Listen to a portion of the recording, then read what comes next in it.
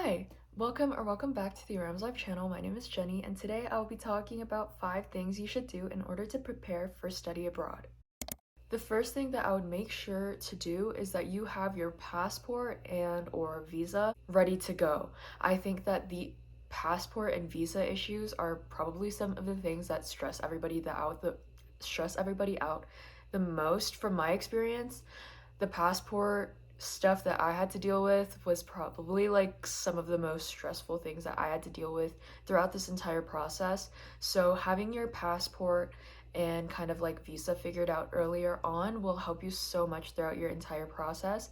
Make sure that your passport is up to date because that was like the main thing for me that was causing me stress. So, yeah.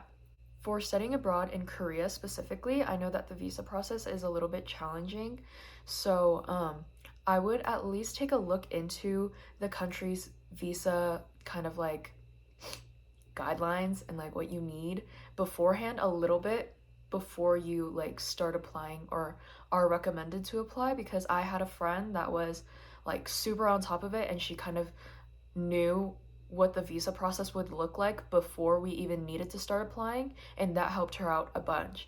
So kind of being in the know of your visa and passport requirements will help you so much throughout the process and, probably save you a lot of stress. The second important thing that I would remember to do before studying abroad is to apply for as many scholarships as you can.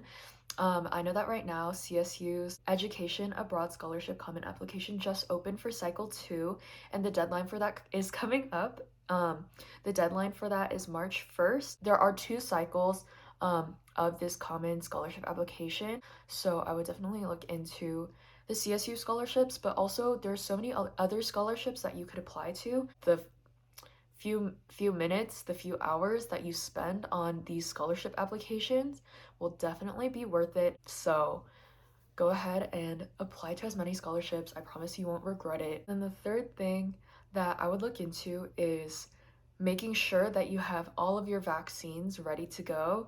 Um, when you're going to a new country, it's very important to keep your health in check, and there are some countries that require some vaccines in order for you to go. Doing some research beforehand and what vaccines are required and or recommended for your travel abroad destination is a very important thing to do. And if you need help in doing so, CSU actually has a travel clinic that you can make an appointment to. Here's a list of the available vaccines that the travel clinic at CSU will have for you. Be sure to check out the CSU Travel Clinic and the CSU International Programs website for more information on physical and mental health while you're abroad. The next thing that I would do to prepare for my study abroad trip is to look up some cultural norms for the country that you are visiting.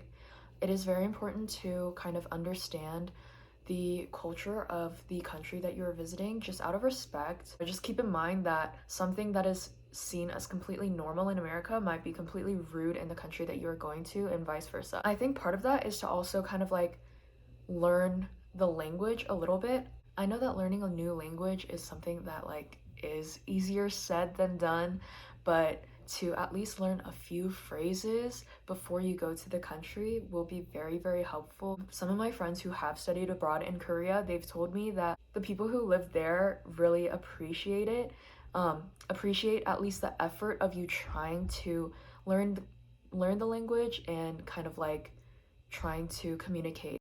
So out of the many, many things that you can do to prepare for your study abroad adventure, I have brought 5 things that you can do to prepare. So I really hope that this video was helpful for you and that you will take some of these things into consideration, because I feel like I've touched on pretty big, important topics today. If you are preparing to study abroad, my gosh, congratulations. I'm so excited for you, and I hope that you have an amazing experience abroad.